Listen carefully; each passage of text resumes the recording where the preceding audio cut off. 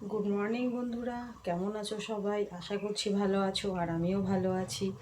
তো আজ বৃহস্পতিবার, তো চলো আজ আমার রান্নাঘরে আমি আজ কি কি রান্না করছি তোমাদের সঙ্গে আজ সেটাই শেয়ার করি।